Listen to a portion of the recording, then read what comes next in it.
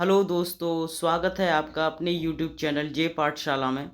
और आज हम देखने जा रहे हैं अपने क्लास 11th की एनसीईआरटी। तो चलिए देखते हैं क्वेश्चन क्या कहता है। भारतीय शिला वास्तु के इतिहास के संदर्भ में निम्नलिखित कथनों पर विचार कीजिए। पहला स्टेटमेंट है कि बादामी की गुफाएं भारत की प्राचीनतम अवशिष्ट शैलकृत गुफाएं हैं। ये स्टेटमेंट आपका बिल्कुल रॉन्ग हो जाता है, क्योंकि बादामी की गुफाएं जो हैं प्राचीन गुफाएं नहीं हैं, बल्कि बराबर की जो गुफाएं हैं वो प्राचीन गुफाएं हैं। तो ये स्टेटमेंट आपका पूरी तरीके से रॉन्ग हो जाता है। दूसरा स्टेटमेंट पढ़ लेते हैं। बराबर की शैलकृत गुफाएं सम्राट चंद्रगुप्त मौर्य द्वारा मूलतः आजीवक संप्रदायों के लिए बनवाई गई थी।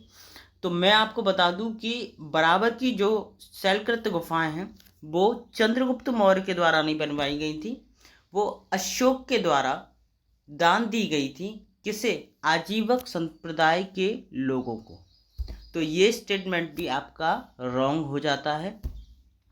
तीसरा पढ़ लेते हैं। तीसरा क्या कहता है?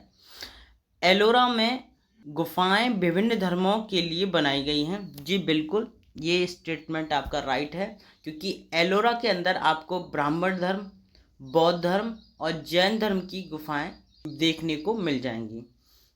ठीक है, इसलिए ये स्टेटमेंट आपका राइट हो जाता है। नेक्स्ट क्वेश्चन देख लेते हैं। ये क्या कहता है? निम्नलिखित ऐतिहासिक स्थलों पर विचार कीजिए।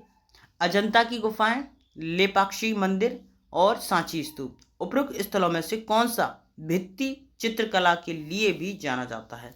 देखिए, जो भित्ति है मतलब ये बात हो रही है, भित्ति मतलब होता है भीत, और भीत मतलब होती है, आपने पढ़ा होगा, दीवार। तो इसके पूछने का मतलब है दीवार के ऊपर जो जो कला की जाती है, जो दीवार के ऊपर आकृतियां उकेरी जाती हैं, ये उनसे रिलेटेड बात कर रहा है। तो सांची में तो ऐसा कोई बात है नहीं।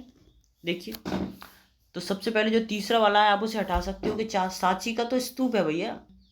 और अजंता की गुफाएं और लेपाक्षी मंदिर, इसके बारे में आप थोड़ा सा जान लीजिए। अजंता जो है वो औरंगाबाद महाराष्ट्र में है, और लेपाक्षी जो है वो अनंतपुर आंध्र प्रदेश में है। अपने स्थापत्य शिल्प और भित्ति चित्रों के लिए प्रसिद्ध है। भित्ति चित्रों का निर्माण बड़ी अवसंरचना की दीवारों पर किया जाता है, और इसमें दीवारों पर आकृतियां बनाई जाती हैं। इसलिए आपका पहला स्टेटमेंट राइट है, दूसरा स्टेटमेंट राइट है। तो इसमें पहला और दूसरा राइट है, तो इसका जो राइट आंसर हो गया वो हो गया आपका option number B is the right answer. चलिए तीसरा देख लेते हैं कि कुछ शैलकृत बौद्ध गुफाओं को चैत्य कहते हैं, जबकि अन्य को विहार कहते हैं। तो मैं आपको बता दूं कि जो चैत्य होते हैं ना वो पूजा स्थल होते हैं, और जो विहार होता है ना वो बौद्ध भिक्षुओं का निवास स्थान होता है। तो दोनों में अंतर यही होता है बस। तो इसका जो राइट आंसर है वो हो गया बी। चलिए नेक्स्ट क्वेश्चन पे चलते हैं। अजंता और महाबलीपुरम के रूप में ज्ञात दो ऐतिहासिक स्थलों में से कौन सी बातें समान हैं? दोनों एक ही समय काल में निर्मित हुए थे। ये स्टेटमेंट रॉन्ग है। दोनों का एक ही धार्मिक संप्रदाय से संबंध है। तो ये स्टेटमेंट भी आपका रॉन्ग हो जाता है। और तीसरा है कि दोनों में शिलाकृत स्मारक हैं। तो ये स्टेटमेंट आपका राइट हो जाता है। ठीक है, अजंता और महाबलीपुरम दोनों ऐतिहासिक स्थलों में शिलाकृत स्मारक हैं। तो ये स्टेटमेंट आपका क्या है? राइट हो जाता है। तो इसमें केवल एक सही है। चलिए नेक्स्ट क्वेश्चन देख लेते हैं। ये क्या कहता है कि बोधिसत्व पदपाणि का चित्र सर्वाधिक प्रसिद्ध है, प्राय चित्रकारी है, जो है कहाँ पे? अजंता में।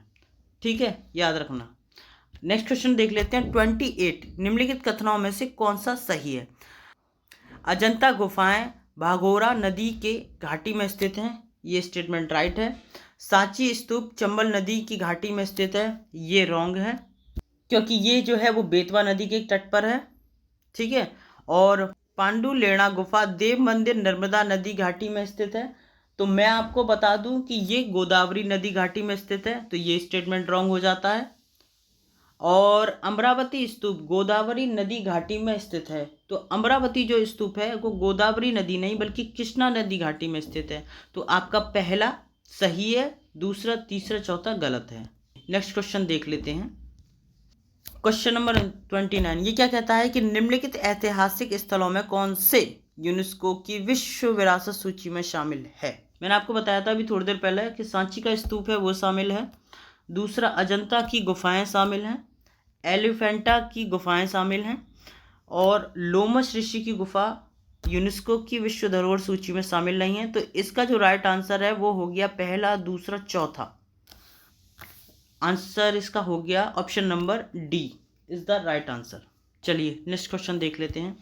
क्वेश्चन नंबर 30, ये क्या कहता है कि भारतीय इतिहास के संदर्भ में निम्नलिखित मूल ग्रंथों पर विचार कीजिए। नित्तिपकरण और परिशिष्ट पर्वन और अवदान शतक, और चौथा है त्रिषष्टि लक्षण महापुराण। उपरोक्त में से कौन से ग्रंथ जैन ग्रंथ हैं। तो सीधे सीधे ये पूछना चाह रहा है कि इनमें से कौन सा जैन ग्रंथ है, ये बताना है आपको। मैं आपको बता दूं कि ये जो है आपका परिशिष्ट पर्वन और त्रिशिष्टि महापुराण, ये दोनों क्या हैं, आपके जैन ग्रंथ हैं। तो इसका जो राइट आंसर है वो हो गया आपका ऑप्शन नंबर बी, इसका राइट आंसर है। चलिए फिर मिलते हैं आपसे नेक्स्ट वीडियो में, तब तक के लिए अपना ध्यान रखिए और पढ़ते रहिए। जय हिंद दोस्तों।